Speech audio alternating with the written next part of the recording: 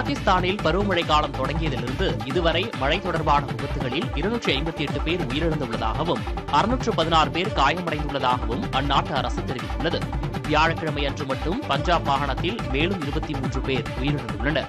பாகிஸ்தானில் ஜூன் 25ஆம் தேதி பருவமழை தொடங்கியதிலிருந்து பஞ்சாப் மாகாணத்தில் மட்டும் 143 பேர் உயிரிழந்துள்ளதாகவும் 488 பேர் காயமடைந்துள்ளதாகவும் பஞ்சாப் மாகாண பேரிடர் மேலாண்மை ஆணையம் கூறியுள்ளது. பலியானவர்களில் 89 ஆண்கள், 46 பெண்கள் மற்றும் 123 குழந்தைகள் அடங்குவர்.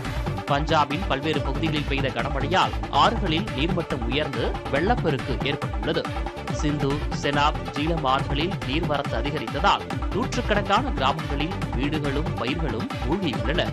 கைபர் பக்துன்வா மற்றும் கில்ஜித் பால்டிஸ்தான் மாவட்டங்களிலும் திடீர் வெள்ளப்பெருக்கு ஏற்பட்டுள்ளது. கில்ஜித் பால்டிஸ்தான் பகுதியில் மழை மற்றும் நிலச்சரிவுகளால் சாலைகள் தடைபட்டு வெளிநாட்டு சுற்றுலா பயணிகள் உட்பட ஆயிரக்கணக்கான மக்கள் சிக்கித் தவிக்கின்றனர். அடுத்த சில நாட்களுக்கு மழை தொடரும் என எதிர்பார்க்கப்படுகிறது.